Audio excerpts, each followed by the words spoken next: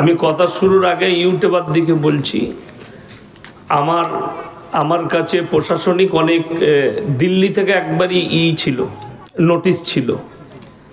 আমি 2 মাস রেকর্ডিং বন্ধ রেখেছিলাম, কেউ কি করতে দিইনি, ওপর থেকে অর্ডার ছিল।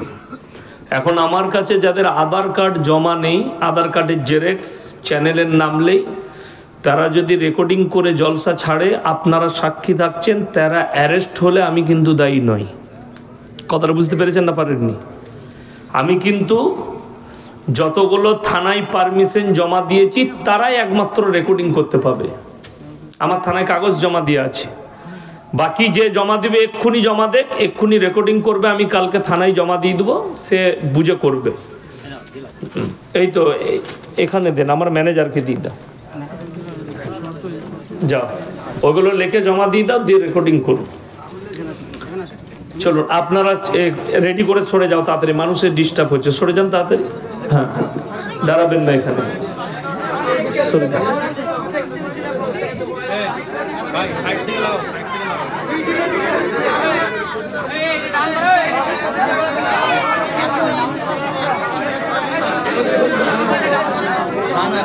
চুপ করেন ভাই, চুপ করেন।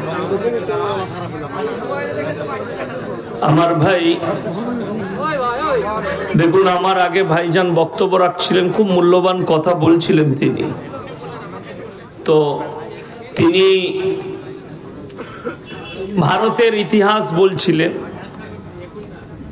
আমি আপনাদেরকে কোরআন এবং হাদিস দিয়ে বুঝাবো।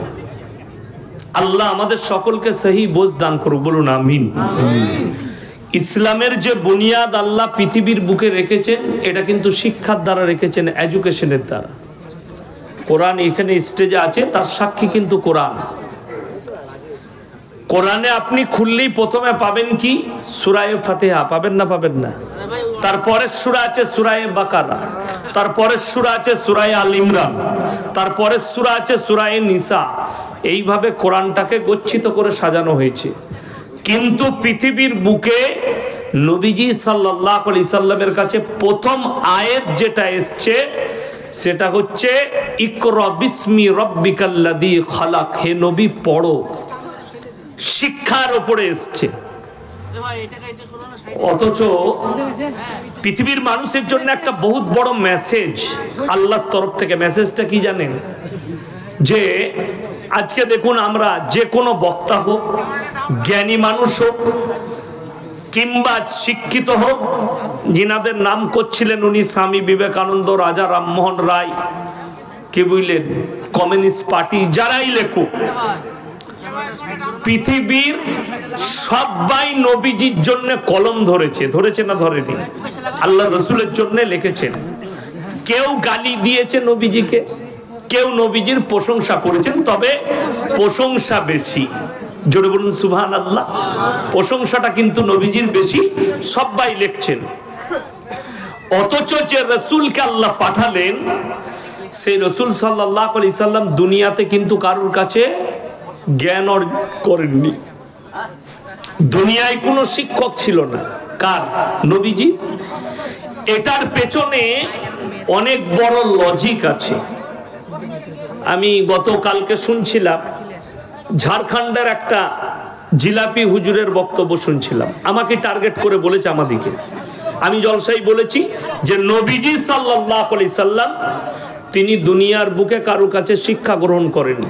তো সে এত অকাট মূর্খ, মানে স্কুলে না গেলে যা হয়।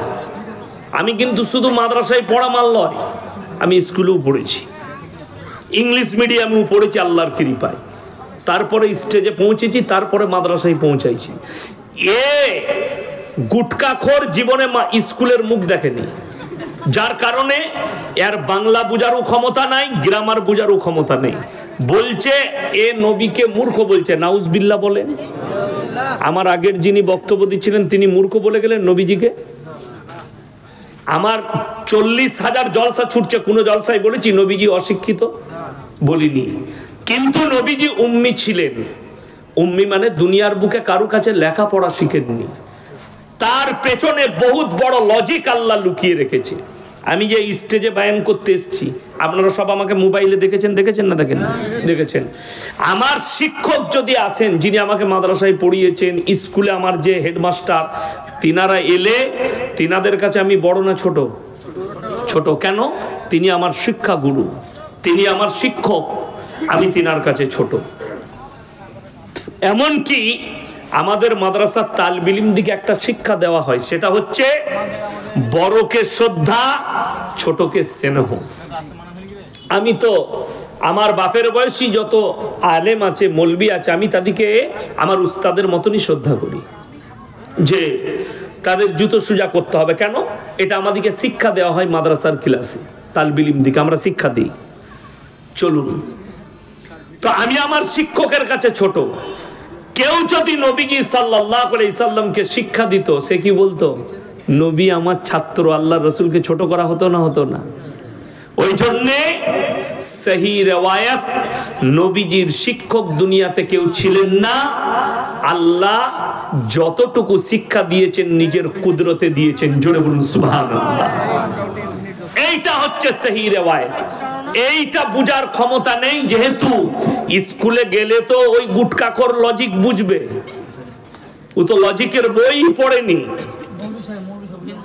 বড় কষ্টের বিষয়। চলুন, আজকে আমার ভাই বললেন না যে মুসলমানদের শিক্ষা, আজ মুসলমান নামাজ পড়ে না, মুসলমান রোজা রাখে না, মুসলমান দিনের ওপরে প্রতিষ্ঠিত নয়, পাপ কাজে লিপ্ত। তার জন্য দায়ী কিন্তু আমাদের মতো কিছু হুজুর। রাগ করছেন, আমি বাস্তব বলছি, প্রমাণ দিয়ে যাচ্ছি। আপনি ভারত থেকে বাংলাদেশ, মুর্শিদাবাদ থেকে আমার বর্তমান, গোটা পশ্চিম বাংলায় খুঁজলেন, কি কিছু এমন হুজুর আছে যারা বলছে জীবনে তোমরা যত রকমেরই পাপ করো, মূল্যে খালি আমাকে দাওয়াত দিস, মিলাদ পড়িয়ে জান্নাতে দেব। হ্যাঁ, আমি মিথ্যা বললাম? এটা মোবাইল খুলে দেখিয়ে দেবো। মিলাদ পড়িয়ে দোয়া করছে, সে যে করি মারা যাক।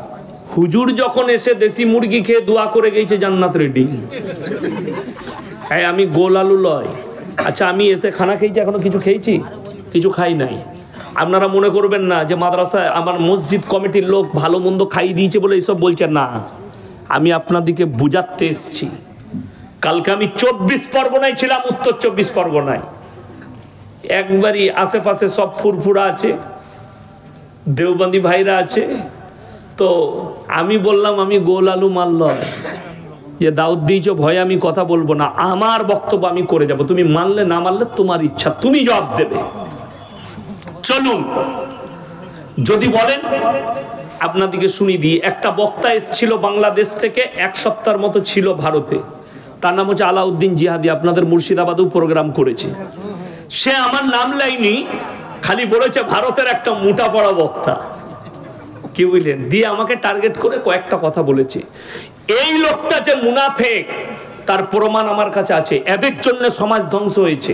আমি কিন্তু মুনাফেক নয়, আমি কিন্তু মুনাফেক নয়। যে এইখানে কিয়াম করতে হবে, হুজুর গোল আলুর মতো কিয়াম করে দিলে আর এইখানে করা যাবে না বলে করবে না, ওই মাল আমি নয়। তুই করাস তা কর, তোদের বাপের হিম্মত নাই ইয়াসিনকে দাঁড় করায়। আমি নিজের জায়গায় স্ট্যান্ড আছি, আল্লাহর কসম মৃত্যুকাল পর্যন্ত থাকবো। আমার লড়ন চরণ নাই। তাতে আমাকে দাওয়াত দিবে দাও, না দিবে না দাও। চলুন, এই লোকটা 8 মাস আগেকার বক্তব্য, আডরাসি মাজারের পীরে যারা, আডরাসি মাজারের ওরসে যারা যাবে, মুনকার নাকির আর কবরে তাদেরকে সওয়াল জবাব করবে না। এই আলাউদ্দিন জিহাদির বক্তব্য আমার কাছে আছে। এই লোকটা বর্তমান এখন বলছে আডরাসি মাজারের পীরে যাওয়া যাবে না, ওখানে ভণ্ড আছে। এই লোকটাই, একই লোক, দুটো মুখে দুটো কথা শুনেলেন। দ্বিতীয় নম্বর, এই লোকটাই বলছে এখন মাজারগুলোকে গুঁড়িয়ে দাও। সকলে জোরে বলুন সুবহানাল্লাহ। আল্লাহ তাহলে আলাউদ্দিন জিহাদি ভাইকে আল্লাহ হিদায়েত দিয়েছে। আমি তো ওটাই বলতে চাইছি, মাজার ব্যবসা বন্ধ করে দাও, গুঁড়িয়ে দাও। আমি তো ওই পক্ষে নয়। আজকে তুমি হক কথা বললে। ভারতের যে মাল কটা মুর্শিদাবাদের আমাকে গালি দিচ্ছ, তোমাদের আলাউদ্দিন জিহাদি বলেছে মাজারগুলোকে গুঁড়িয়ে দিতে হবে। আমি বললাম যে ভাই আমরা তো ওই দলেই আছি, মাজার গুড়ানোর দলে, তাহলে গালি দিচ্ছ কেন? মানুষের মিস্টেক হতে পারে না? পারে না? পারে। আমি একটা হাদিস একটা জলসাই বলেছি, মিস্টেক করে বুখারি বলে দিয়েছি। মিস্টেক যেতে পারে না? পারে না। আচ্ছা, কোরআনের হাফেজ যারা হয় জিজ্ঞেস করুন, যারা হাফেজ সাহেব আছে, যখন গোটা কোরআনটা শোনায় মুতাশাবিহাত লাগে। একই রকম আয়াত দু জায়গায় আছে, কিন্তু পরের আয়াত আলাদা আছে। আছে না নাই? কোরআনে আছে, কিন্তু ওটাকে বলা হয় মুতাশাবিহাত, লেগে যাওয়া, ভুলে যাওয়া। মানুষ মাত্রে ভুল না ভুল নয়, মানুষ কিন্তু ভুলের ঊর্ধ্বে নয়। ঠিক কিনা কথা বলেন? মানুষ ভুলে যায়। চলুন সবাই নিয়ত করুন যে যারা আশা করে আছেন পাপ করে, যে আমরা যতই পাপ করি মৌলবীরা দোয়া করবে, দোয়া করে জান্নাতে দিবে। তাদেরকে আমি কয়েকটা দলিল আজকে দিয়ে যাব, পেশ করে যাব। এই দলিলটা যদি কোনো গুটকাখোর জিলাপি হুজুর কেটে দেয়, আমি বাইক ক্যামেরা চালিয়ে আপনাদের গ্রামে এসে ক্যামেরা চালাবো, ওই মসজিদে দাঁড়িয়ে জুতোর মালা পড়ে যাবো, তাকে রেডি করে রাখবেন। আমি তো 2 ঘন্টা স্টেজে আছি, নিয়ে আসুন, তাকে নিয়ে আসুন, আমি জুতোর মালা পরব। চ্যালেঞ্জ দিয়ে বললাম, যদি মিথ্যা প্রমাণ করাতে পারে। আল্লাহ নবী জানাবে মুহাম্মাদুর রাসূলুল্লাহ, সকলে বলুন সাল্লাল্লাহু আলাইহি সাল্লাম, ইনার থেকে শ্রেষ্ঠ ব্যক্তি পৃথিবীতে কেউ এসেছেন? আসেনি। একটা কথা বলুন, মানুষকে আল্লাহ কি দিয়ে তৈরি করেছেন? কথা বলে না? মাটি দিয়ে। ফেরেশতা দিকে নূর দিয়ে। জিন জাতিকে কি দিয়ে? আগুন দিয়ে। এই যে টাইম শর্ট, কাজ অনেক, প্রশ্ন আমাকে দিবেন না, ঠিক আছে? আমি আমার বক্তব্য দিচ্ছি, প্রশ্ন যার করার ফেসবুকে ইউটিউবে পাঠাতে বলবেন, গালি দিবে, যা করবে ওখানে বুঝে নেব। হ্যাঁ, এখানে আমি উত্তর দেবো না, এখানে সময় কম, কাজ অনেক বেশি। বুঝতে পারেন নাই? যারা কমিটির লোক আছে তারা বুঝে গেছে কথাটা শুনে। আল্লাহ, আমরা হচ্ছি মাটির তৈরি, ফেরেশতারা নূরের, আর জিন জাতি কিসের? আগুনের তৈরি। এরপর চলুন, আল্লাহ তাআলা আদমকে বললেন যে তুমি ফেরেশতা দিকে সিজদা করো না, ফেরেশতা দিকে বললে আদমকে সিজদা করো। কথা বলে না? ফেরেশতা দিকে আল্লাহ হুকুম দিলেন, ওয়াইজ ক্বালা রাব্বুকা লিল মালাইকাতি ইসজুদু লি আদম, তোমরা আমার আদমকে সিজদা করো, ইল্লা ইবলিস, ইবলিস ব্যতীত সবাই সিজদা করলো। ইবলিস কি উক্তি দিল? আমি আগুনের তৈরি, আদম মাটির তৈরি। এ মূর্খর জানা নাই। গুটকাখোর বলছে আল্লাহর নবী নূরের নবী, নূর থেকে তৈরি। নূর বললে ছোট করা হয়ে গেল নবীকে, তোর এটা জানা নাই কেন? আল্লাহ নূরকে বললে মাটিকে সিজদা করো। জোরে বলুন না সুবহানাল্লাহ। নূরকে বললে মাটিকে সিজদা করো। হযরত আদম আলাইহিস সালাতু ওয়াস সালাম মাটির সৃষ্টি। চলুন এরপরে কোরআন এর সাক্ষ্যে আরো এক জায়গায় নবী যে আমাদের মতোই মানুষ, দুটো আয়াত শোনাবো। 1 নম্বর, এখানে আল্লাহ তাআলা বললেন তোমরা আদমকে সিজদা করো, নূরকে বললে, নূরের সৃষ্টি ফেরেশতা দিকে। আদমকে বলেনি তুমি আমার নূরকে সিজদা করো। আল্লাহ কোরআনে বলেছেন পৃথিবীতে সব থেকে যতগুলো আমার সৃষ্টি আছে উত্তম রূপে সৃষ্টি করেছি মানুষকে। জোরে বলুন সুবহানাল্লাহ। তাইলে যদি মানুষ উত্তম সৃষ্টি হয়, তাহলে নবীকে নূর বললে তো নবীজিকে ছোট করা হয়ে গেল। ফেরেশতাদের থেকেও উত্তম করেছে। জোরে বলুন সুবহানাল্লাহ। ফেরেশতাদের থেকে উত্তম মানুষ সমস্ত সৃষ্টির থেকে। আল্লাহ ব্যতীত আল্লাহ যত কিছু সৃষ্টি করেছেন, আল্লাহ ব্যতীত আল্লাহ যত কিছু। আচ্ছা, নবীজি আল্লাহ সৃষ্টি না সৃষ্টি নয়? 1 মিনিটের লেগে মেনে নিলাম নূর, কিন্তু সৃষ্টি না সৃষ্টি নয়? সৃষ্টি। আল্লাহ তাআলা কোরআনে নিজে বললেন আমার পৃথিবীতে যতগুলো সৃষ্টি আছে সব থেকে উত্তম রূপে আমি মানুষকে সৃষ্টি করেছি। জোরে বলুন সুবহানাল্লাহ। চলুন আগে নিয়ে যাই। কোরআনে আছে আল্লাহ রাব্বুল আলামিন পৃথিবীর মানুষকে বুঝালেন, হে নবী তুমি বলো, কুল ইন্নামা আনা বাশারুম মিসলুকুম ইউহা ইলাইয়া আন্নামা ইলাহুকুম ইলাহুম ওয়াহিদ ফামান কানা ইয়ারজু লিকা রাব্বিহি ফালইয়ামাল আমালান সালিহান ওয়া লা ইউশরিক বিইবাদাতি রাব্বিহি আহাদা। সূরা কাহাফ 1 একবারই শেষ আয়াত। যাদের বাড়িতে মানে কোরআন আছে অনুরোধ করে খুলবেন আমাকে গালি দেওয়ার আগে। সূরা কাহাফের শেষ আয়াত, 16 পারায় গিয়ে শেষ হচ্ছে সূরা মারিয়ামের আগে। একবারই সূরা মারিয়ামে যে বিসমিল্লাহ লেখা আছে তার আগের আয়াতটা পেয়ে যাবেন, মানে কোরআন থাকলে খুলবেন। হে নবী আপনি বলুন আমি তোমাদের মতোই একজন মানুষ। জোরে বলুন সুবহানাল্লাহ। কে বলছেন? নবীজিকে আল্লাহ বলা করাচ্ছেন, এবং আল্লাহ আমাকে বিশেষ মর্তবা দিয়েছে, আমার কাছে ওহী আসে, তোমাদের কাছে আসে না। তোমরা যে আল্লাহর ইবাদত করো, আমি আল্লাহর নবী সে আল্লাহরই ইবাদত করি। তোমরা আল্লাহর সঙ্গে কেউ কি শরীক করো না, আল্লাহর সঙ্গে কেউ কি শরীক করো না। এখন বলে দিই, ভালোবাসা একটা শব্দ আছে, আছে না নাই? আমরা মাকে ভালোবাসি না বাসি না? সবাই বাসবেন, জোরে বলুন ইনশাআল্লাহ। আচ্ছা, বউকে ভালোবাসি না? সবাই বাসবেন, জোরে বলুন ইনশাআল্লাহ। আচ্ছা, দুটোরই নাম ভালোবাসা। কেউ যদি বউকে বলে তোকে এত ভালোবাসি না, তোকে মা বলতে মন যাচ্ছে, বউ ঝাঁটা করে মারবে না? বউকে ভালোবেসে মা বলা যাবে? দুটোর মধ্যে কিন্তু অন্তর আছে, আসমান আর জমিনের ফারাক আছে, আছে না নাই? বিবির ভালোবাসা, মায়ের ভালোবাসা, আসমান আর জমিনের পার্থক্য। আমি জিলাপি আর গুটকাখোর হুজুরকে এটাই বুঝাতে চাইছি, আল্লাহর রাসূলের মধ্যে আসমান আর জমিনের ফারাক আছে। সেই ফারাকটার নাম শোনো, তার নাম হচ্ছে দরুদ। সবাই একবার বলুন সাল্লাল্লাহু আলাইহি ওয়াসাল্লাম। ও আল্লাহ তুমি রাসূলের উপরে রহমত বর্ষিত করো, জোরে বলুন সুবহানাল্লাহ। দরুদের মানে এটা। তো চলুন, এটা গেল যে আল্লাহর নবী নূরের তৈরি নয়, তার দলিল আরো শুনেলেন। আল্লাহর রাসূল যদি নূরের তৈরি হতেন, আল্লাহ যদি নূর দিয়ে সৃষ্টি করতেন। এখন গুটকাখোররা কোরআনের অপব্যাখ্যা করে, যেমন একটা আয়াত শুনতে পাবেন জলসা হলেই কি বলে, ইন্না আউলিয়াল্লাহি লা খাউফুন আলাইহিম ওয়ালা হুম ইয়াহজানুন। হে আমার ভাইরা, আল্লাহ তাআলা ওলিয়া পীর ফকির, একদম কোরআনের অপব্যাখ্যা। আল্লাহর কসম করে বলছি এই পীর শব্দটাই নাই ওখানে ব্যাখ্যায়। আউলিয়া শব্দের অর্থ হচ্ছে বন্ধু। কি বললাম?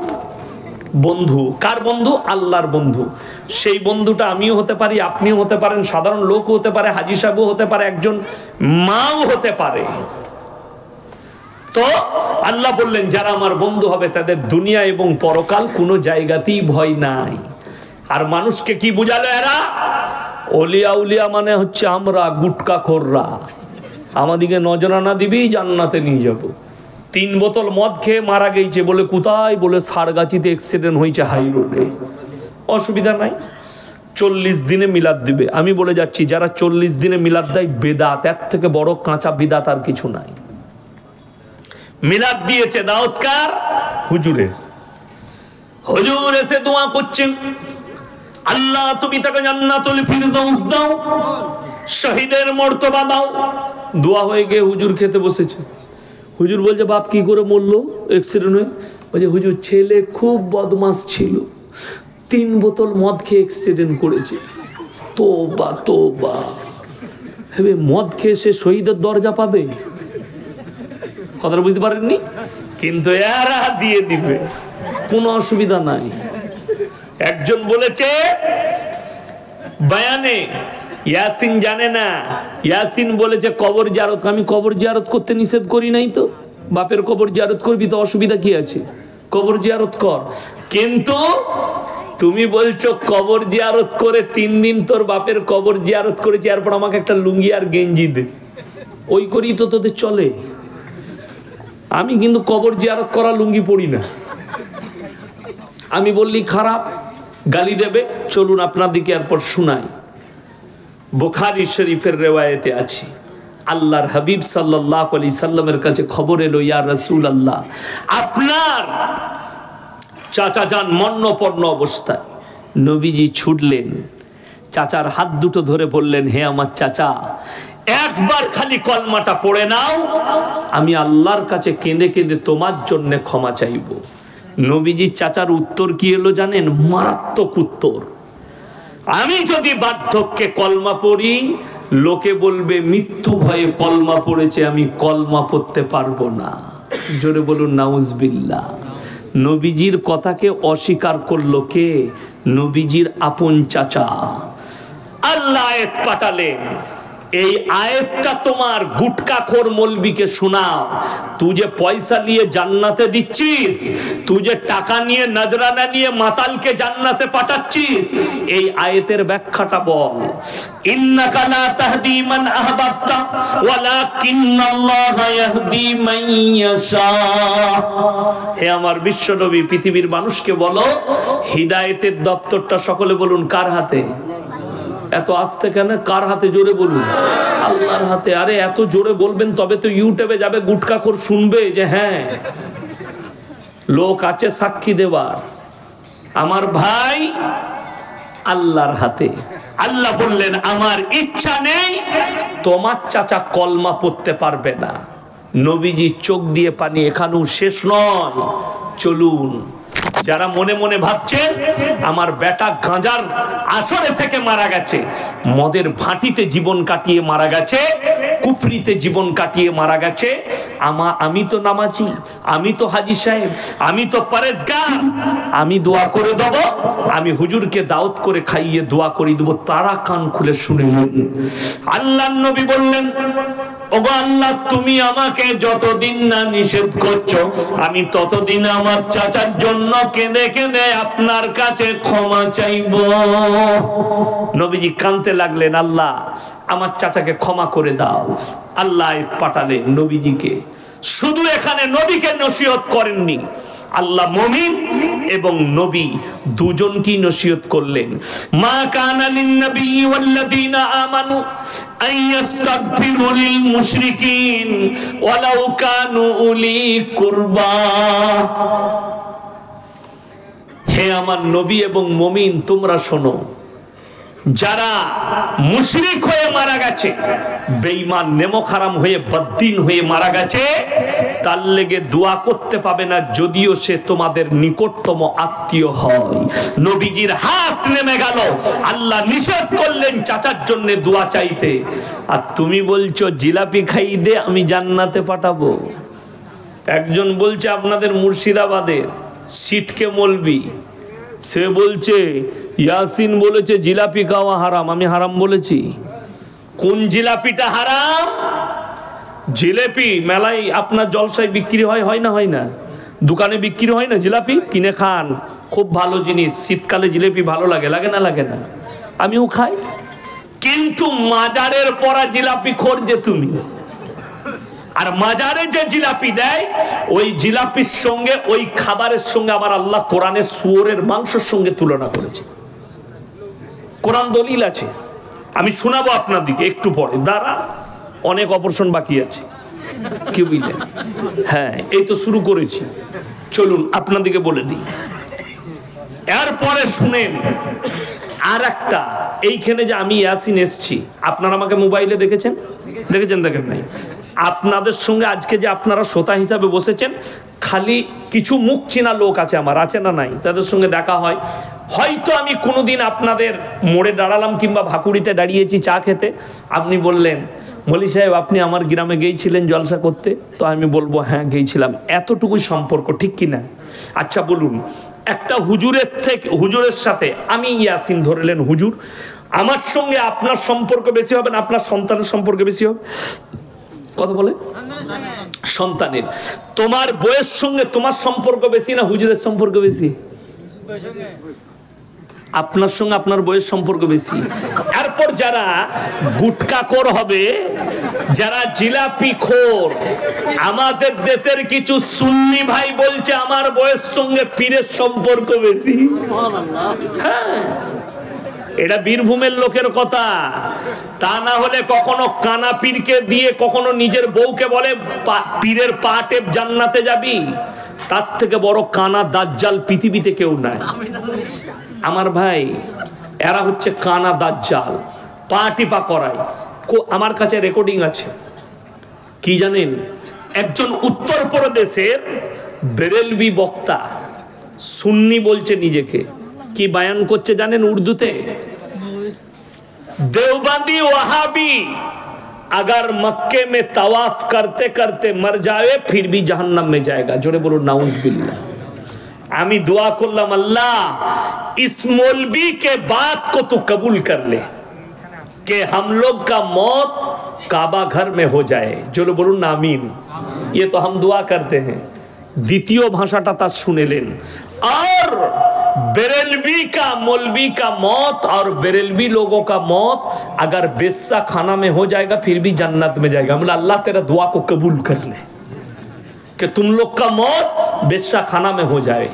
ये तो तुम्हारा मौलवी का बात है। अभी हमको गाली देगा, ये सुन लेगा तो कौन गुटखाखोर लोग गाली देगा। আমার ভাই বড় কষ্ট লাগে।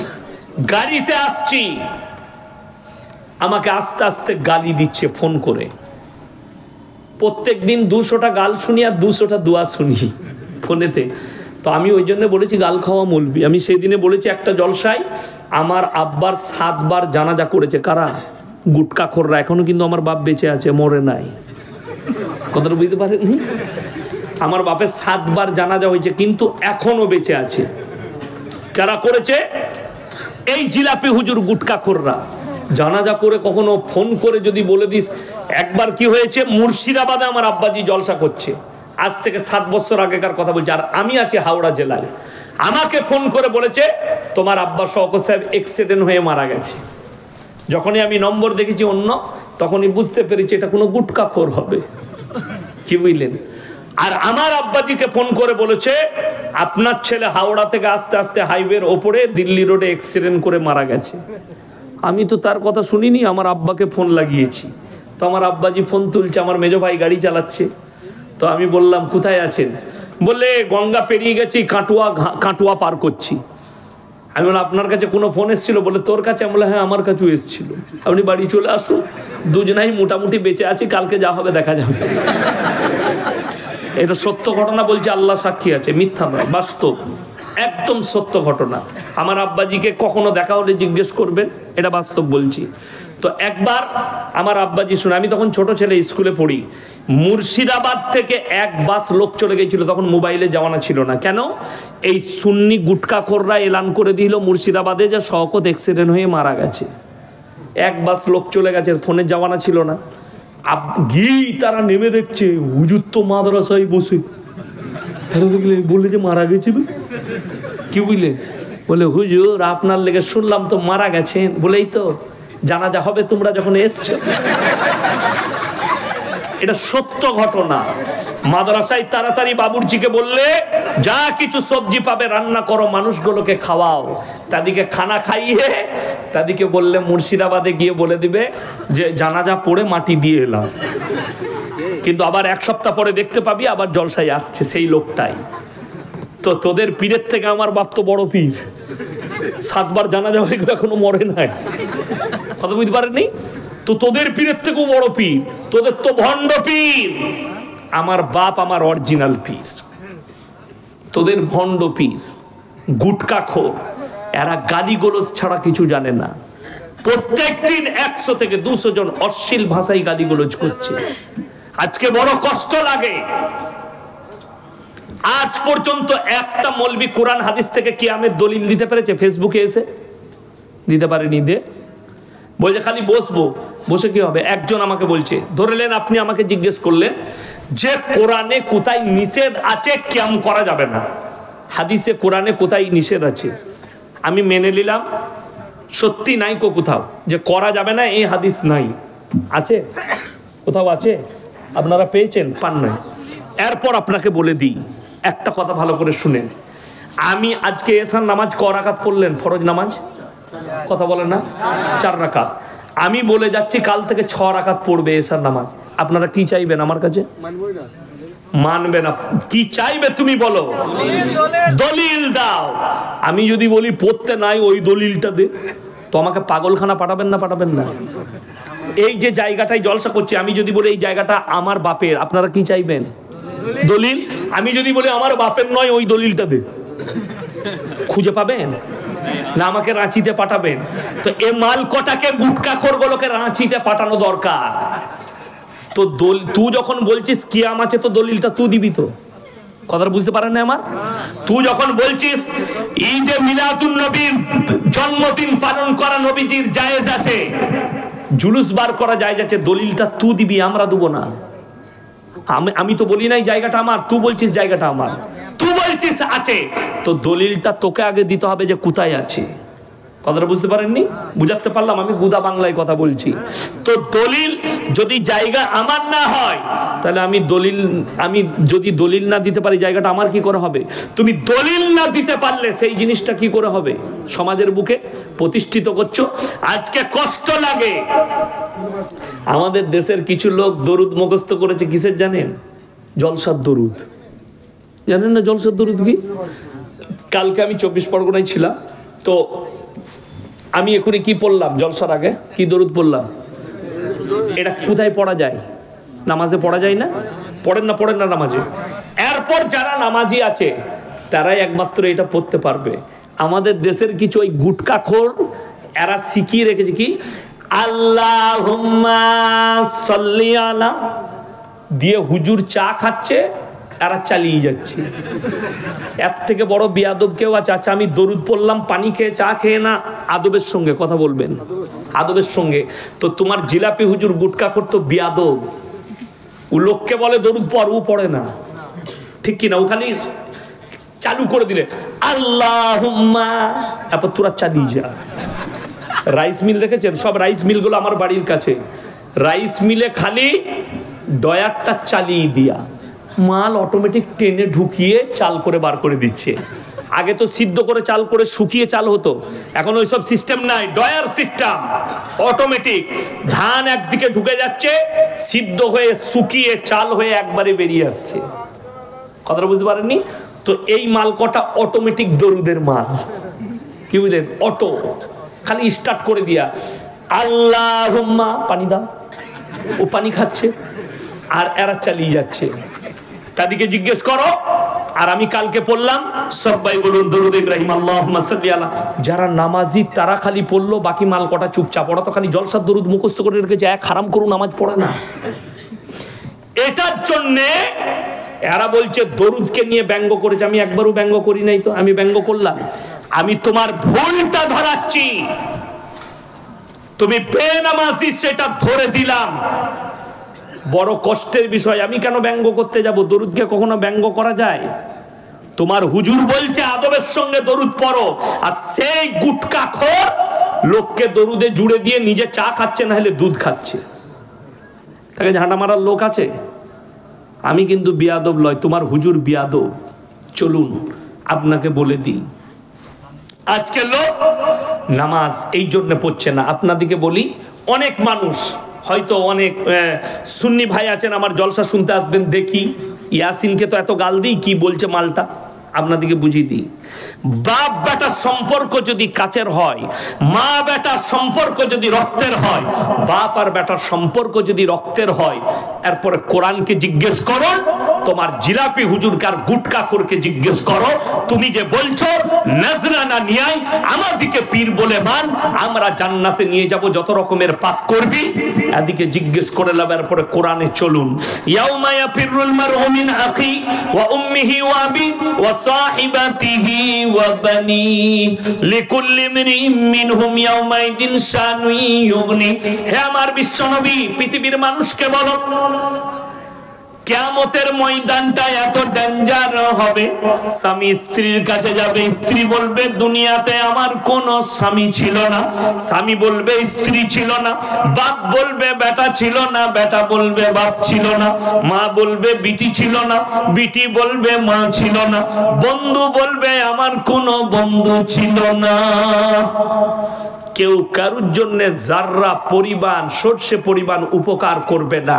যদি তোমার বাপ তোমার উপকারে না আসে, ইয়াসিন তোর কি করে উপকার করবে? তুই জলসাই দাওয়াত করে একবার খালি দেশি মুরগি খাইয়েছিস, আর আমার বউ যে রোজ রান্না করে খাওয়াচ্ছে, আমি যদি তার উপকারে না আসি, তোর কি করে আসবো বে? এইটা তোমার জিলাপি হুজুরকে বুঝাও, কোরআনের আয়াতটা দেখিয়ে দাও যে বাপ যদি বেটার উপকারে না আসে, আপনি পয়সা নিয়ে আমার উপকারে কি করে আসবেন? অনেকজন বলছে কোন হুজুরের কথা শুনবো? এখানে সবজি বাজার কোথায় আছে আপনাদের? কাঁটা বাগান। সকালবেলায় যান, কিংবা আখের মিলে তো আরো সস্তা সবজি পাওয়া যায় হোলসেল রেটে, তাই না? হ্যাঁ, বলবে ইয়াসিন সাহেব চিনলো কেন? আমি অনেকবার মালসার লেগে কিনে নিয়ে গেছি। কি বুঝলেন, মুর্শিদাবাদের সবজি ভালো।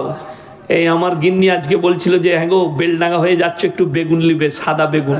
আমি বেগুন কিনলাম, সবজি কিনলাম, বেলডাঙ্গায় দাঁড়িয়ে আলিফ ভাইয়ের কাছে চা খেলাম। কি বুঝলেন? তো যেটা বলছিলাম, আচ্ছা আপনি গিয়ে সকালে এরকম লোক আছে আপনাদের যে কানা বেগুনগুলো কিনে, যদি কেউ কানা বেগুন কিনে নিয়ে আসে বাড়িতে, বউ বলবে তুমি কানা নি কি গো, দেখো লাউনি, বলবে না? বলবে না? বউ কানা বলবে। তুমি পচা টমাটোর নিবে না, তুমি কানা বেগুন নিবে না। পচা মাছটা পেটটা টিপে দেখে লেন না মাছটা পচা কিনা, তুমি মাছের পেটটা টিপে দেখে নিবে। তুমি এটা বুঝতে পারলে যে এটা পচা টমাটোর, এটা কানা বেগুন, এটা হচ্ছে পচা মাছ। আর তোমার ব্রেনের দ্বারা তুমি বুঝতে পারলে না এই মালটা পচা মৌলবি, পচা হুজুর, এটা সমাজকে ধোঁকা দিচ্ছে। বড় কষ্ট লাগে। আনন্দবাজার পেপার খুলুন, আজকে কি বার? রবিবার। যাদের বাড়িতে আনন্দবাজার পেপার আছে কিংবা বাজারে ক্লাবে আছে, কালকে সকালে গিয়ে দেখবেন ভেতরের পৃষ্ঠায় অ্যাড দিয়া থাকে, বেশিরভাগ অ্যাড থাকে আনন্দবাজারে। কিসের অ্যাড? কলকাতার অমুক বাবা একটাই ফোন কলে প্রেমের ব্যর্থতা থেকে সফলতা পান, কারোর বউ ছেলে পালিয়ে গেলে 72 ঘন্টায় এনে দেয়। আমি বলেছি এই হারামখোরকে মোদিজির কাছে নিয়ে চল, নীরব মোদি আর যারা টাকা নিয়ে দেশ থেকে পালিয়ে গেছে এই মালি 72 ঘন্টায় এনে দিতে পারবে। কথাটা বুঝতে পারেননি? তুমি লোকের বউ এনে দিতে পারবে আর বিজয় মালিয়াকে আনতে পারবে না। 8,000 কোটি টাকা নিয়ে পালিয়ে গেল, তো মোদিজিকে বলবে এদিকে আপনি হায়ার করুন, আর না পারলে হারামখোরগুলোকে জুতোর বাড়ি মারুন। এরা হচ্ছে ধোঁকাবাজ, প্রতারক, সমাজকে ধোঁকা দিচ্ছে। 100টা তাবিজওয়ালার মধ্যে 99 জন মিথ্যা কথা বলে, একটাও সত্য বলে না। আমার কাছে শিখেলেন, আমি খালি অবাক হয়ে যাই। আপনি আপনাদের মুর্শিদাবাদে পাবেন যে বহরমপুরে ভালো ভালো হসপিটাল আছে না নাই? মেডিকেল কলেজ নাই বহরমপুরে? আছে। লালবাগে এত ভালো হসপিটাল আছে, আপনি যান, রক্ত দিয়ে রিপোর্টেও রোগ ধরা পড়ছে না। কলকাতা যেতে হচ্ছে, ভেলুর যেতে হচ্ছে। আর আমাদের দেশের কিছু জিলাপি হুজুর বেরিয়েছে, তারা জামা মেপে রোগ বলে দিচ্ছে। কি বলে? জামাটা নিয়ে বিরাট গোলমাল তো। আর এইরকম জামা যদি কেউ মাপতে পারে, মেয়েরা কি বলে জানেন? দারুণ জানেলো হুজুরটা। এই কানা হুজুরদের গুটকাকরদের বাজার চলছে আমার মা বোনেদের লেগে। কেন? তাবিজ বেশি প্রয়োজন কার? মায়ের। স্বামীকে বশ করবে, বলে হুজুর বশ করার তাবিজ দাও। শাশুড়িকে বশ করবে, বললে হুজুর একটা শাশুড়ি আমার খুব রাগী, আমাকে দেখতে পারে না, কি করব? বলে হুজুর আমার শাশুড়িকে বশ করার একটা তাবিজ দেন। যদি তাবিজে তো শাশুড়ি বশ হবে, তো আমি তো তোকে আগে বশ করব। কথাটা বুঝতে পারেন? কষ্টর কথা। সেই হুজুরকে জুতো করে বাড়ি মার, যে বলছে তাবিজে বশ করে দেবো। বশ কিসে হবে?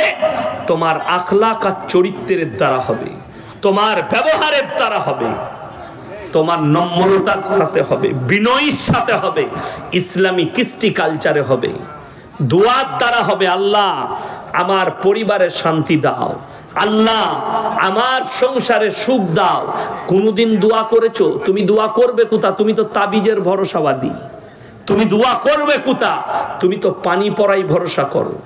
অথচ আপনাদিকে বলে যাই, কে বললে পানিতে দম করা যাবে না? আপনি নামাজি ব্যক্তি, শরীর অসুস্থ, ক্যান্সার হয়েছে, আপনার টিউমার হয়েছে, আপনার পেটের রোগ আছে, ফজরের নামাজ পড়ে 11 বার নিজে নামাজটা পড়ুন, পড়ে 11 বার সূরা ফাতিহা পড়ে পানির মধ্যে দম করে পান করুন। আল্লাহ চাইলে আপনাকে শিফা দান করবে। জোরে বলুন সুবহানাল্লাহ।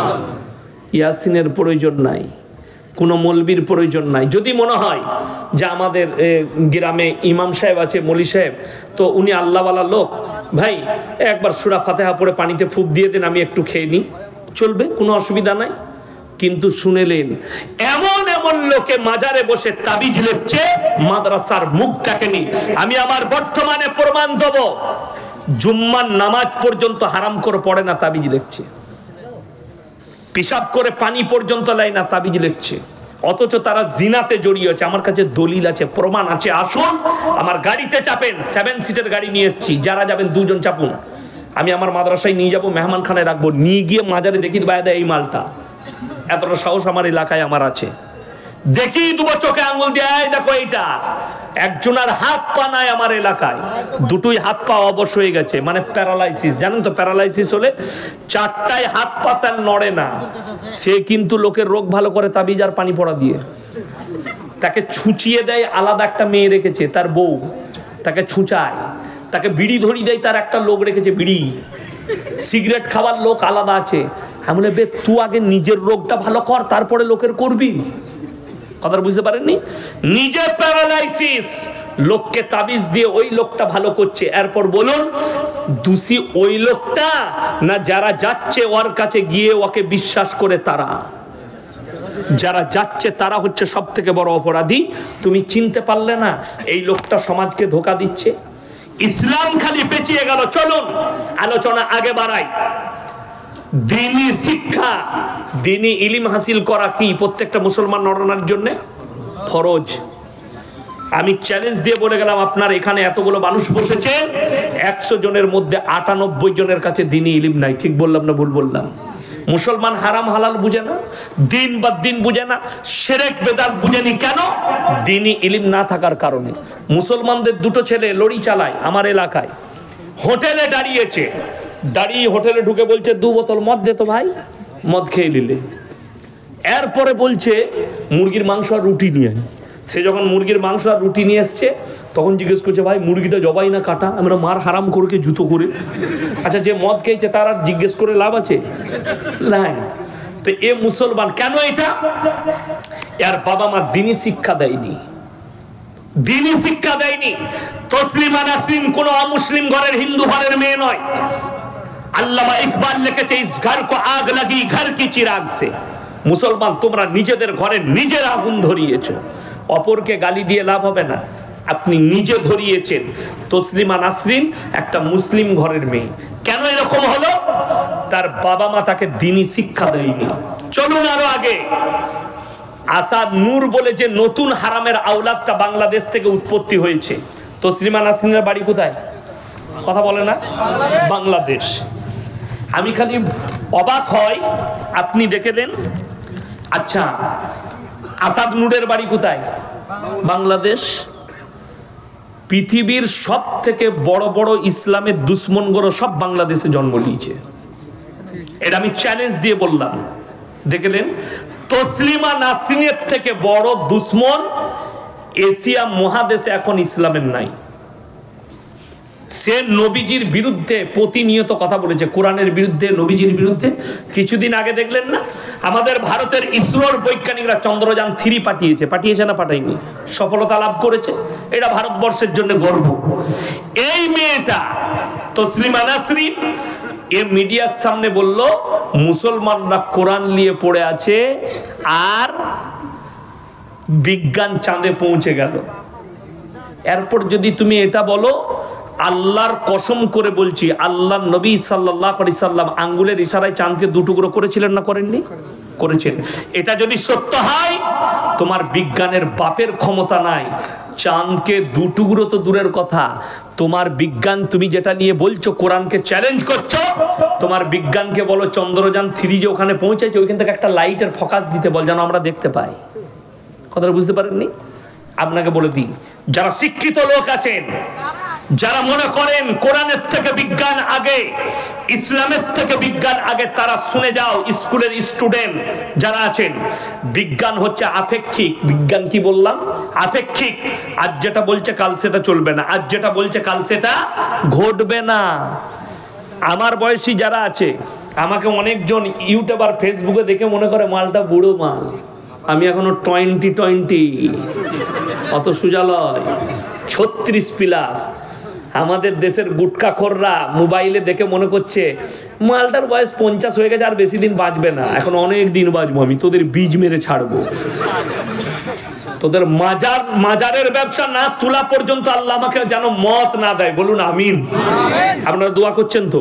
এই মাজারের ব্যবসা আমি তুলে দেবো 15 বছর সময় পেলে।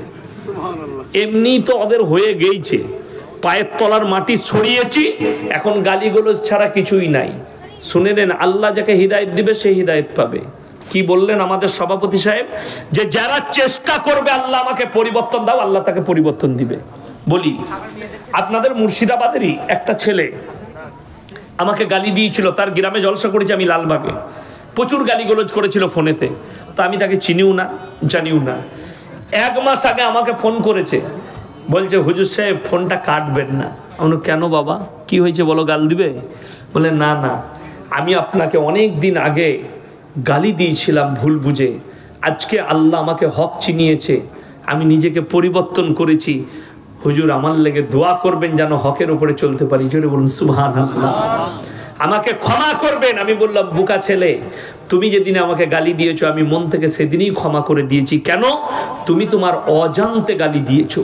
যারা আমাকে গালি দিচ্ছে আমি তাদের প্রতি আমার অভিযোগ নাই, আমি আল্লাহর কাছে দোয়া করি, আল্লাহ তুমি এদিকে ক্ষমা করে দিও। কেন? এরা না জানতে গালি দিচ্ছে আল্লাহ।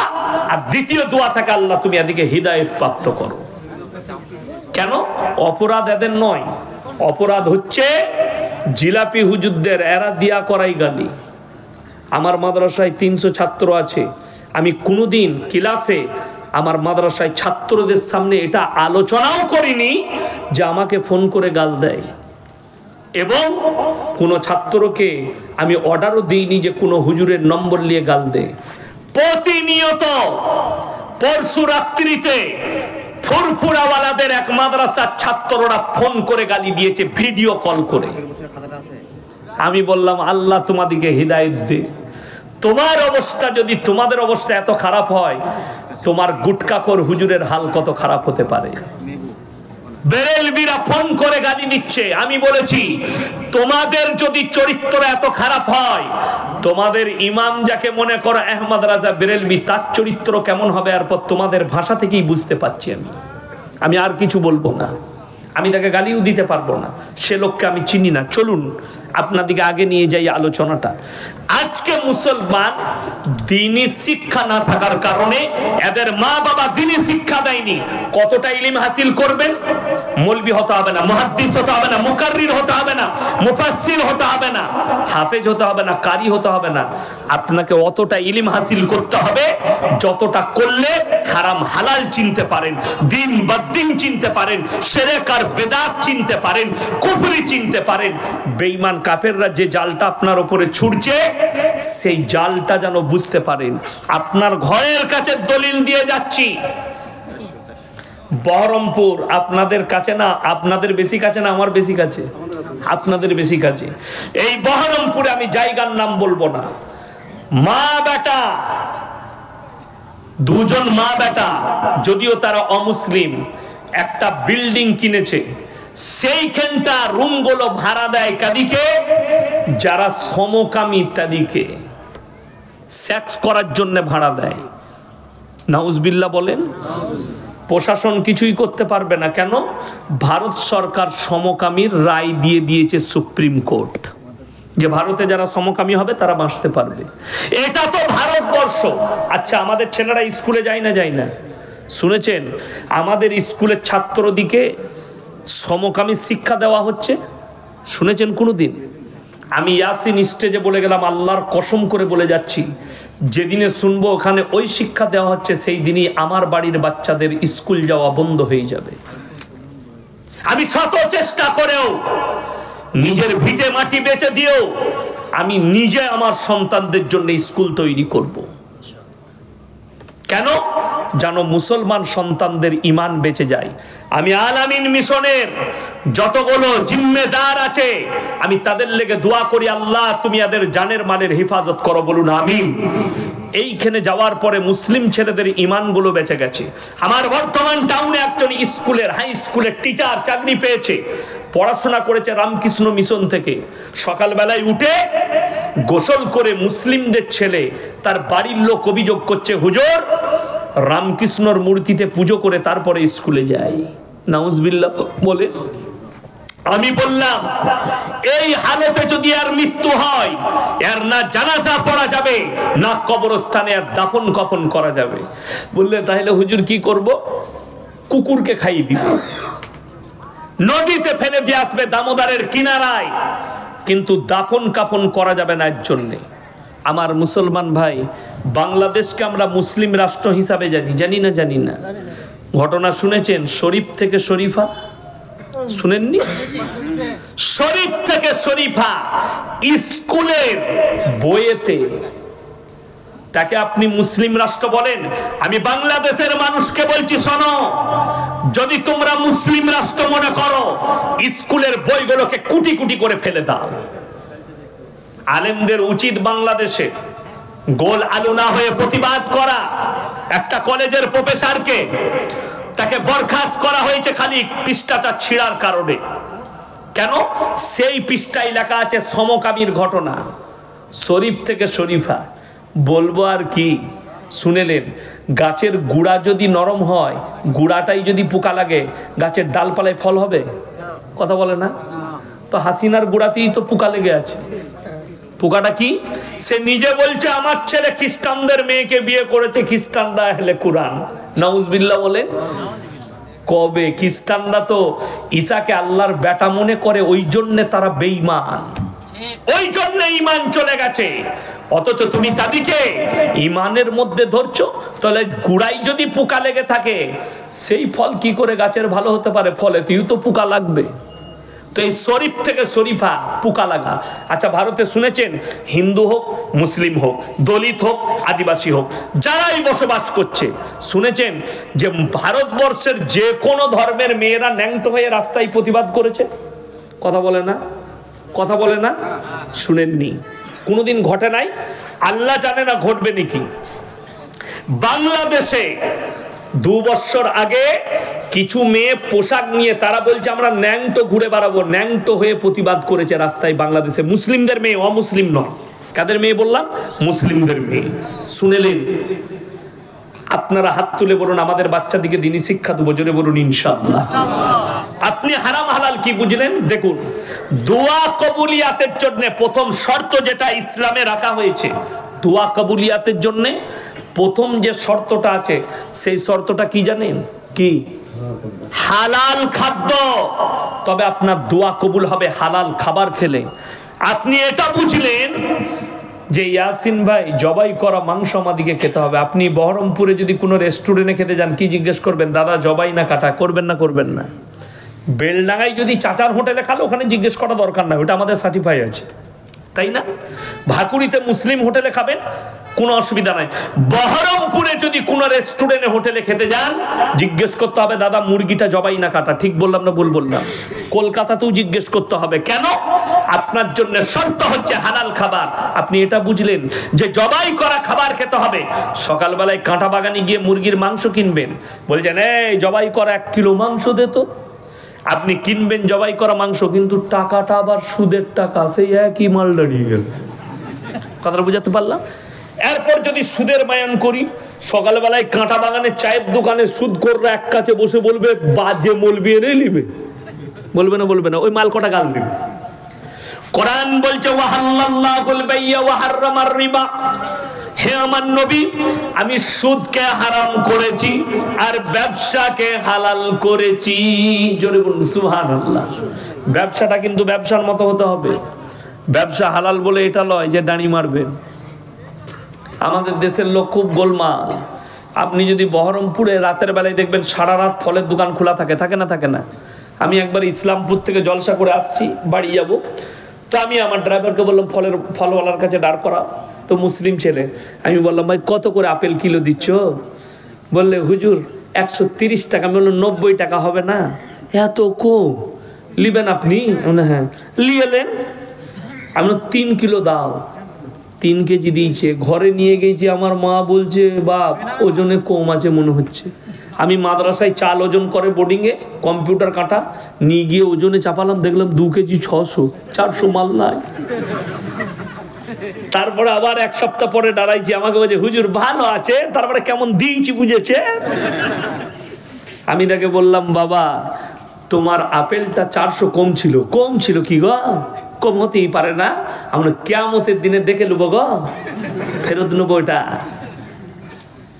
যারা মনে করেন 1 গ্রাম, যারা ব্যবসা করেন আলু পেঁয়াজ সবজি ওজন বিক্রি করেন, ওজনে মাল 1 গ্রাম বেশি দিবেন আমার ভাই, 1 গ্রাম কম দিবেন না। যারা কম দিবে তাদের নেকি কেটে তাদেরকে পূরণ করা হবে। বড় কষ্টের বিষয়, তবে আপনার হালাল। সারাদিন সবজি বিক্রি করলেন কাঁটা বাগানে, 300 টাকা রোজগার করেছেন, আল্লাহর কসম হালাল মাল, হালাল পয়সা, সেই পয়সায় খাবার খাবেন হালাল, সন্তানকে খাওয়াবেন হালাল খাবার। এরপর বলে দিই, সারাদিন কোনো কাজ নাই, ভাকুড়ি চায়ের দোকানে বসে আছেন, সুদের ওপরে 5 লাখ ছড়িয়ে রেখেছেন, বুঝতে পেরেছেন? সকাল হলেই 10,000 পকেটে সুদের টাকা। লোককে বলছে আমি খাসির মাংস এনেছি, ইলিশ মাছ খাও আর খাসির মাংস খাও, তুমি দেশি মুরগি খাও আর যেটা খাবে খাও। আল্লাহর কসম করে বলছি, সুদ হারাম, সুদের টাকা হারাম, সেই টাকায় খাবার খেয়েছো, খাবারটা হারাম। তোমার সন্তানকে খাইয়েছো, হারাম খাবার খাইয়েছো, সেই হারামের পয়সায় খাবার খাইয়েছো, সেই টাকায় কখনো নেক সন্তান তৈরি হতে পারে না। আমার মুসলমান ভাই, আচ্ছা আপনারা বলুন তো, ঘুষ খাওয়া হালাল না হারাম? কথা বলে না? ঘুষ দেওয়াটা, ঘুষ নেওয়াটা, যদি দুটোই হারাম হয়, যে মাস্টাররা, যে ডাক্তাররা, যে পুলিশরা, যে ইঞ্জিনিয়াররা, যে উকিলরা ঘুষ দিয়ে চাকরি লিয়েছে, তার পয়সাটা কি করে হালাল হতে পারে? বড় কষ্ট লাগে। ঘুষ দিয়ে চাকরি লিয়েছে, রিটায়ার হওয়ার পরে হজরত হজ করে ঘুরে এসেছি, লম্বা জামা লাগিয়ে মসজিদে বসে ফতোয়া জারি করছে। আজকে জানেন আমাদের দেশে ভাগ বাটোয়ারা হয়ে গেছে কেন? এই বেরেলভি ভাইরা বলে ওয়াহাবিরা, দেওবন্দিরা যদি মসজিদে ঢুকে মসজিদটাকে 7 বার ধুতে হবে। জোরে বলুন নাউজুবিল্লাহ। আপনাদের মুর্শিদাবাদের মৌলবি ফতোয়া দিয়েছে, সে মৌলবি কি জানি না, তার নাম হচ্ছে জোকার, জোকার বলি তাকে আমি, জোকার তার নামটা ভুলে যাচ্ছি, না না না না, জুবের, তাকে জোকার বলি। দেখবেন আজিব আজিব কালারের টুপি পরে, পরে না, মনে হয় জাদু খেলা দেখাতে এসছে, পিসি সরকারের মতো টুপি পরে আর আজিব আজিব কালারের জামা। এই জুবের ফতোয়া দিচ্ছে লালবাগে একটা স্টেজে, দেওবন্দিরা, ওয়াহাবিরা, আহলে হাদিসরা মুরগি জবাই করলে সেই মুরগিটা যে খাবে সে কাফের হয়ে যাবে। বাস্তব বলছি, এদের সঙ্গে যারা মুলাকাত করবে বিবির তালাক পড়ে যাবে। দেওবন্দিদের ঘরে, আহলে হাদিস ঘরে বিটির বিয়ে দিলে বইয়ের তালাক পড়ে যাবে। অথচ খোঁজ নিয়ে দেখলাম, আমি ভগবান গলায় জলসা করতে গেলাম, মুফতি জুবের রিজবির বিটি পালিয়ে গিয়ে একটা দেওবন্দি ঘরে বিয়ে করেছে। আর তোর বউটার পর কি হবে? কথাটা বুঝতে পারেননি? ফতোয়া তো ওর উপরই ঘুরে যাবে। শুনেলেন, যদি আমাদের সাথে মুলাকাত করলে বিবির তালাক পড়ে যায়, আল্লাহ সাক্ষী আছে, আল্লাহর কসম করে বলে যাচ্ছি, আল্লাহর কসম মানে এটা মিথ্যা হতে পারে না। আমার গুনাহ হবে না? হবে না মিথ্যা হলে? আমার ড্রাইভারকে গিয়ে জিজ্ঞেস করে আসুন, আমার ম্যানেজারকে। আমি দিনাজপুর থেকে জলসা করে এসে কালিয়াচকে দাঁড়িয়েছি বাজারে, রাতের বেলায় বাড়ির জন্য ফল আর বিস্কুট ফিস্কুট কিনবো। তো একজন সুন্নি ভাইদের একজন বক্তা দাঁড়িয়ে আছে, আমি নামা মাত্র আমাকে দেখি, আসসালামু আলাইকুম হাজরত, ভালো আছেন? জি ভালো আছি, একটা সেলফি নেবো। তুললো, আমাকে বললে কিছু ফল কিনে দিয়ে। আমি বললাম না ভাই আমি কিনছি, আপনি যান। তো বাইক নিয়ে বেচারা কোথাও জলসায় গিয়েছিল, তিনি চলে গেলেন, বলে এখানে আমার শ্বশুর বাড়ি, রাত্রে শ্বশুর বাড়িতে থাকবো। তো তিনি চলে গেলেন শ্বশুর বাড়ি। এরপরে বলুন, এই মুফতি জুবের বলেছে এদের সঙ্গে মুলাকাত করলে বিবির তালাক পড়বে। এই মৌলবীর বউটা এখন নিয়ে কি করবে বলুন? কথাটা বুঝতে পারেননি? আমি কিন্তু গুদা বাংলায় বলছি, ফতোয়া দিলে হবে না, ফতোয়া তোমার উপরে ফিরে যাবে নাকি জানতে হবে। আবার মেজো ভাইয়ের বিয়ে একবারই কোথায়, বেরেলভি গ্রামে দিয়েছি। মেজো ভাইয়ের বিয়ে, আমার নিজের ফুপুই তো শালি, সেটা আবার তো আমার ভাবি যে হয়েছে, আমার আবার ফুপুই তো শালি হচ্ছে, আমার স্ত্রীর নিজের ফুপুই তো বোন। তো আমি শর্ত রাখলাম আমার মৌলবি নিকাহ পড়াবে। তারা বললে তোমাদের মৌলবি পড়াবেন? হ্যাঁ। বল ঠিক আছে। এরপরে যখন বিয়েতে পৌঁছালাম তখন বলছে আমাদের গ্রামের লোক বলছে আমাদের মৌলবি পড়াবে। আমি বললাম পড়া, আমি ওই স্টেজ আবার আমার মৌলবি দিয়ে পড়াবো, তোদের মৌলবি পড়ানো হয়ে গেলেই আমি পড়াবো। যদি বললে কেন, আমাদের মৌলবি পড়ানো কি 2-4টা শিক্ষিত লোক হবে না? আমরা হতো, সে যদি শিরক বিদআত না করত। সবাই শুনে যান, কোন মৌলবি যদি শিরক বিদআতে ডুবে থাকে, কবর পূজায় ডুবে থাকে, সেই মৌলবির পেছনে নামাজ দুরুস্ত হবে না, যেহেতু সরাসরি আল্লাহর সঙ্গে শিরক করছে। এটা ইসলাম বুঝাচ্ছি আপনাদিকে। চলে গেল, তারা বললে টাকাটা দেন। আমি ক টাকা লাগবে বলো? বলে বিয়ে পড়ানো 1000 টাকা। সে মৌলবি বললে খানা নেই খাएंगे, এই লো মাল পালিয়ে গেছে, আমাকে দেখেই পালিয়ে গেছে মসজিদে। তো গেল, টাকা পাঠিয়ে দিলাম, 1000 টাকা বললো, আমি একজনের হাতে দিয়ে দিলাম, দিয়ে দেন আপনার মৌলবিকে 1000 টাকা। 1000 কেন, 2000 বললেও দিতাম, আমি 5000 বললেও দিতাম, বিয়ে পড়াতে দেবো না। চলে গেল, টাকাটা নিয়ে নিলে। এখন টাকা হজম হয়ে গেছে তার। আজকে জানেন প্রায় 13-14 বছর বিয়ে হয়ে গেল আমার মেজো ভাইয়ের। এখন টাকাটা তার শরীরে মিশে গেছে, খাওয়া দাওয়া করেছে, তার বিবিকে খাওয়াইছে। এরপর আপনি বলুন, যদি আমাদের ঘরে বিয়ে দিলে বিটির তালাক পড়ে, তো আমাদের টাকায় যদি তাদের মৌলবি খায়, তার বউটা কি হবে? কথাটা বুঝতে পারেননি? ফতোয়া তোমার উপরে ঘুরে যাবে। আর আমি চ্যালেঞ্জ দিয়ে বললাম, আমার সুন্নি ভাইরা শোনো, আমি জীবনে তোমাদিকে কাফের ফতোয়া দিইনি, জীবনে তোমাদিকে জাহান্নামী বলতে পারবো না। আর এই হারামখোররা কথাই কথাই বলে জাহান্নামী, কথায় কথায় লোককে জাহান্নামে ঢুকায়। অথচ আল্লাহর নবীর হাদিস, কোন অমুসলিম ব্যক্তিকেও তুমি জাহান্নামী বলতে পাবে না। কেন? সে যদি মৃত্যুর পূর্বে কালমা পড়ে মুসলমান হয়ে যদি জান্নাতে চলে যায়, কিয়ামতের দিনে লাঞ্ছিত হবে। আপনাকে বাস্তব ঘটনা শোনাই, আমি বেশি ঘটনা বলবো না। বাবরি মসজিদ, সেখানে রাম মন্দির উদ্বোধন হয়েছে না হয়নি?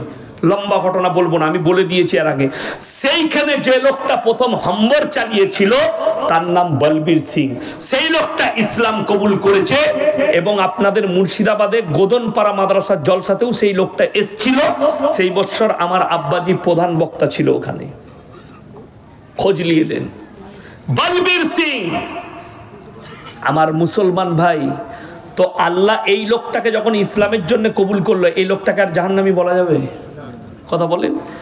আমি বলে যাচ্ছি, যতগুলো ভাই বাবরি মসজিদ ভেঙেছেন, হিস্সা নিয়েছে, তাদের জন্য আমার একটাই দোয়া, তাদেরকে আমি এখন জাহান্নামী বলতে পারবো না। একটাই দোয়া দেবো, আল্লাহ এদিকে ইসলামের জন্য কবুল করো, যদি তকদিরে ইসলাম না লেখা থাকে এদিকে ধ্বংস করো। জোরে বলুন আমিন। এইটা হচ্ছে হাকিকত এবং হক দোয়া। আপনার বাড়ির পাশে কোনো অমুসলিম ভাই থাকলে তার লেগে দোয়া করবেন। আপনার বন্ধু থাকলে সে যদি আপনার কাছে আপনার পয়সায় চা খায়, দোয়া করবেন, আল্লাহ তুমি একে হিদায়েত দাও। কি দোয়া করবেন? আল্লাহ হিদায়েত দাও, এই দোয়া করবেন। বড় কষ্ট লাগে। আচ্ছা, আমার এতক্ষণ বয়ান শুনলেন, এই মৌলবীরা বসে আছে, আমাদেরকে দেখে কাফের মনে হচ্ছে আপনাদের কোনো অ্যাঙ্গেল থেকে? আরে কথা বলে না এরা, আমরা তো সাধারণ শিক্ষিত মানুষ। আপনারা বলুন আমাদেরকে, আমার যে বক্তব্য শুনলেন, আচ্ছা একটাও রসুল বিরোধী কথা বললাম? হ্যাঁ, আমি দরুদ পড়লাম না? আচ্ছা, সাল্লাল্লাহু আলাইহি সাল্লাম, মনে না এটা দরুদ না? দরুদ নয়, দরুদ। সবাই বলবে দরুদ। আচ্ছা, এই যে আমরা দরুদ পাঠ করলাম সবাই, আমি যতবার বললাম রসুলের নাম, সকলে আরেকবার বলুন তো, সাল্লাল্লাহু আলাইহি সাল্লাম। আচ্ছা, আপনারা দাঁড়িয়ে পড়লেন না বসে? হ্যাঁ, বসে। এত বড় বিয়াদবি, কথাটা বুঝতে পারেননি আমার? এরা বলছে নবীকে সালাম দিলে দাঁড়িয়ে দিতে হয়, বড় কষ্টের বিষয়। যে হুজুর বলছে নবীকে সালাম পাঠালে দাঁড়িয়ে পাঠাতে হয়, ওই হারামখোর হুজুর নিজে হারামখোর বসে বসে 100 বার দরুদ পাঠ করেছে নবীজির উপরে, ঠিক কিনা? তাহলে তোর থেকে বড় বিয়াদব কেউ আছে? আচ্ছা, আমাদের দেশের বেরেলভি ভাইরা বলছে, খুব ভালো করে বুঝবেন, সুন্নি মৌলবীরা মানুষকে বুঝাচ্ছে কে হাম জব মিলাদ করতে হ্যাঁ, আমরা যখন মিলাদ শরীফ করি, আমরা যখন জলসা করি, তখন আল্লাহর নবী সরাসরি আমাদের মজমায় হাজির হয়। তোর থেকে বড় হারামখোর কেউ আছে? নবীজি মজমায় আছে, তুই বসে বসে বায়ান কি করে করছিস বে? কথাটা বুঝতে পেরেছেন না পারেননি? ই বলছে নবীজি মজমায় হাজির হয়, হাজির নাজির। তাহলে তোর থেকে বড় হারামখোর বিয়াদব কেউ পৃথিবীতে আছে যে নবীজি মজমায় হাজির হলো আর তুই হারামখোর বসে বসে বায়ান করছিস? তুই বলছিস নবীর আদবে দাঁড়াতে হয়? তোমার কাঁটা দিয়ে তোমার কাঁটা তুলছি, বেশি পাকামো করো না। আজকে তো বহু জায়গায় কি বুঝলেন, ইমাম যদি কিয়াম না করে বলে তো চাকরি শেষ। হ্যাঁ, আমাদের এলাকায় একটা মৌলবি ঢুকেছে, সে বলেছে ভাই আমি জলসা মিলাদে ফিলাদে কিয়াম করতে পারবো না। কেন? বলে আমি ইয়াসিন সাহেবের ছাত্র। ইয়াসিন সাহেবের ছাত্র কি বে, সে তো কাফের, তোকে তো রাখাই যাবে না, মসজিদটা ধুইছে আবার পাইপ দিয়ে পানি চালু করে। বাস্তব কথা বলছি, আপনার বহরমপুরে খুঁজেলেন এলাকায়, আপনার মুর্শিদাবাদে পাবেন, ইমাম সাহেব কিয়াম না করার কারণে বার করে দাও। ইমাম সাহেব দরুদ পড়ে নাই, বার করে দাও। দরুদটাই তো তুই বুঝলি না, সালামটাই তো বুঝলি না। আপনারা বলুন কিয়াম করা কি ফরজ? কি বললাম? আপনারা অবাক হচ্ছেন না? মৌলবীদিকে জিজ্ঞেস করুন, নামাজে দাঁড়ান না আপনারা? কিয়ামের অর্থ হচ্ছে দাঁড়ানো। কিন্তু আমার বলার উদ্দেশ্য, গোটা পৃথিবীর আহমদ রাজা বেরেলভি থেকে যতগুলো মৌলবি আছে সকলকে চ্যালেঞ্জ দিলাম, খালি হাদিস কোরআন থেকে এটা বার করে দাও যে সাহাবীরা কবে নবীর সামনে দাঁড়িয়ে বলেছিল ইয়া নবী সালামুন আলাইকা, ইয়া হাবিব সালামুন আলাইকা। আল্লাহ নবী মা হালিমা, মা আমিনা দাইমা হালিমা, এই শব্দ ব্যবহার করে, এগুলো তো নবীজির বায়োডেটা। আমরা বলি না অনেক সময় আমাদের মৌলবীরা নবীজির জীবনী বলে না, কথা বলেন, বলে না? আমরাও বলি যে নবীজির মা তিনি হচ্ছেন আমিনা, দুধমা হচ্ছেন হালিমা, তিনার আব্বা হচ্ছেন আব্দুল্লাহ। এইগুলো বলা তো নবীজির বায়োডেটা। আমি যদি এখন আমার বায়োডেটাটা বলি, বলা যাবে না? যাবে না, বলা যাবে। তো এইটা কি করে দরুদ হলো আমি বুঝে আসছে না, কথাটা বুঝতে পারেননি? এইটা কি করে সালাম হলো? হাদিস থেকে আমাকে বার করে দেখা এটা সালাম। কেউ কেউ বলছে মুস্তাহসান। মুস্তাহসান বলে হাদিসে কোনো নেকির কাজের মান আছে? এটা দেখা বড় কষ্ট লাগে। শুনেলেন, এটা ইসলামের কোনো বিষয় নয়। দেখুন, সুদের বায়ান নাই, হারাম হালালের বায়ান নাই, নামাজের বায়ান নাই, আপনার মানুষকে দ্বীনি শিক্ষার বায়ান নাই। বায়ান কি আছে? খালি অমুক পীরের গল্প আর অমুকের গল্প আর দাদার গল্প আর বাপের গল্প আর নানার গল্প আর অমুকের গল্প। মুর্শিদাবাদের লোক বায়ান করছে, শুনেলেন কি গল্প? হাদিস শুনেলেন। কেউ যদি স্টেজে বায়ান করে কোনো গল্প বাস্তবের বিপরীত হলে জানবেন কথাটা জাল। কথাটা কি বললাম? বাস্তবের বিপরীত হলে কথাটা কি হবে? জাল। বাস্তবের বিপরীত বলে দিই। আল্লাহর একজন ওলি খাজা মঈনুদ্দিন চিশতি রাহমাতুল্লাহ আলাইহি, তিনি কলেতে পানি নিতে গেলেন, গ্রামের মানুষ তাকে পানি নিতে দেয়নি। খাজা বাবা গোটা আনা সাগরের পানিটা লোটার মধ্যে ভরে নিলেন। যা বুঝে করগা, কোথায় ফেলিবি? বলে গুটকাখোরের বইয়ে লেখা আছে। বাস্তব নয়, বাস্তবের। আচ্ছা, আল্লাহ নবী সাল্লাল্লাহু আলাইহি সাল্লাম বলেছেন, আমার পরে যদি আল্লাহ কেউ কি নবুয়তের দরজা খোলা থাকতো, আল্লাহ হযরতে উমরকে নবুয়ত দান করতেন। ঠিক কিনা এটা কথা বলেন? হযরতে উমরকে নবুয়ত দান করছেন। আচ্ছা, এরকম ঘটনা হযরতে উমরের জন্য শুনেছেন কোনোদিন? শুনেননি। আমার ভাই, চলুন সকলে আজকে নিয়ত করুন, 5 ওয়াক্তের নামাজি কে কে হবেন? হাত তুলেন তো, সকলে হাত তুলেন। নামাজ কিন্তু কোনো ভাই ছাড়বেন না। পৃথিবীর মধ্যে দুটো জায়গা সব থেকে দামি জায়গা। কটা বললাম? কটা? দুটো। আল্লাহর ঘর মসজিদ, যেখানে আল্লাহর ইবাদত হয়। দ্বিতীয় ওই জায়গা যেখানে আল্লাহ এবং আল্লাহর রসুলের কথা কি হয়? আলোচনা হয়। এই মজমাটাই কি আলোচনা হচ্ছে? আল্লাহ এবং আল্লাহ রসুলের এবং ইসলামের আলোচনা হচ্ছে।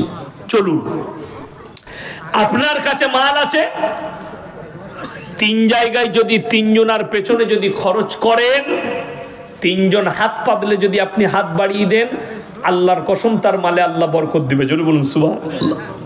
1 নম্বর কোরআন এটা, وآتِ ذا القربى حقه والمسكين وابن السبيل ولا تبذر تبذيرا إن المبذرين كانوا إخوان الشياطين وكان الشيطان لربه كفورا।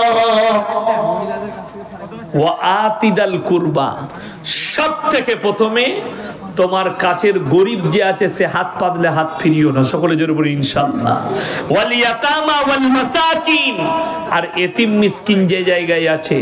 তৃতীয় নম্বর মুসাফির, ওয়ালা তুবাদ্দির তাবদীর, মুসাফির যদি তোমার কাছে হাত পেতে দেয় এই তিনজনের হাতকে ফিরিও না, আল্লাহর সঙ্গে সঙ্গে দোয়াকে কবুল করে নেয়, জোরে বলুন সুবহানাল্লাহ। আজকের এই মজমায় সব থেকে বড় মুসাফির কে? কথা বলে না।